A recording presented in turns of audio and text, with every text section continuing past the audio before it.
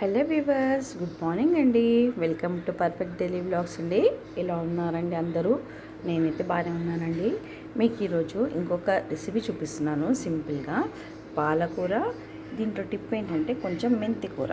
దీన్ని మనము మన తాలింపులోనే వేసుకోవాలండి.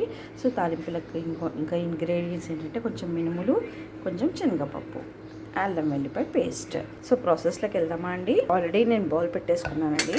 బౌల్ పెట్టాను అండ్ కొంచెం జీలకర్ర వేసాను. జీలకర్ర చూడండి కింద ఉంది జీలకర్ర. అండ్ కొంచెము శనగపప్పు, మినుములు కూడా వేసేసాను. వేగిందండి. సో ఇందులో ఆనియన్స్, పచ్చిమిర్చి, జీలకర్ర అండ్ శనగపప్పు, మినపప్పు వేసాను. కొంచెం వేగింది.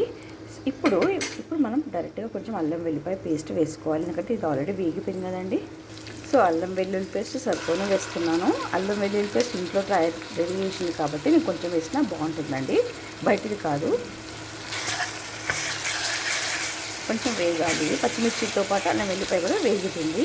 సో ఫ్రెండ్స్, అది వేగిపోయింది కదా, అల్లం వెల్లుల్లి పేస్ట్ వేగింది. ఇప్పుడు మనం మెంతి కూర వేసుకోవాలండి. ఫ్రెష్ మెంతి కూర. దీంట్లో మంచి ఐరన్ ఉంటుందండి. ఫ్రెష్ మెంతి కూరలో ఐరన్ క్వాంటిటీ చాలా ఉంటుంది.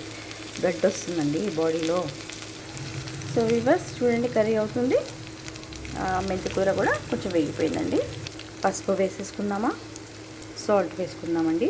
పాలకూరలో ఆల్రెడీ కొంచెం సాల్ట్ ఉంటుంది కాబట్టి చూసి జాగ్రత్తగా వేసుకోవాలి కొంచెము. సో వివర్స్, పాలకూర వేసేస్తున్నాను. ఆల్రెడీ కట్ చేసి వాటర్లో క్లీన్ చేసుకున్న ఆకు అన్నమాట ఇది.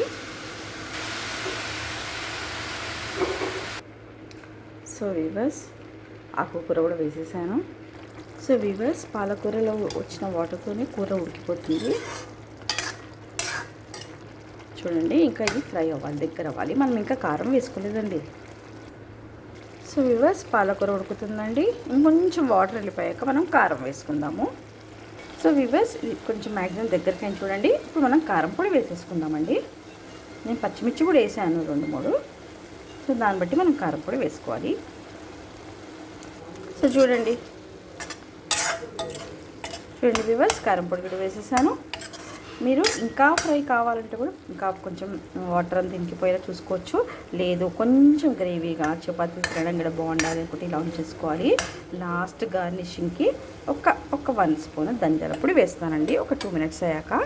సో వ్యూవర్స్, కారం పొడి ఉడికిపోయిందండి మంచిగా. మనం 1 స్పూను ఇది ధనియాల పొడి, అంటే జస్ట్ ధనియాల పొడి. ఇది ఫ్రై చేయని ధనియాలు నేను వేయించి పెట్టుకుంటాను అనమాట, ఇలా కర్రీస్లో వాడడానికి. సో టేస్ట్ చూసుకున్నానండి. కారము, సాల్ట్ అన్నీ సూపర్గా సరిపోయాయండి. సో ఎమ్మి టేస్టీ పాలకూర. ఇందులో స్పెషాలిటీ ఏంటంటే కొంచెం తాలింపులో మెంతి కూర వేసాను, తాలింపులో మినుములు కూడా వేసాను. సో ఆ మినుములతో కూడా టేస్ట్ వస్తుంది మీకు.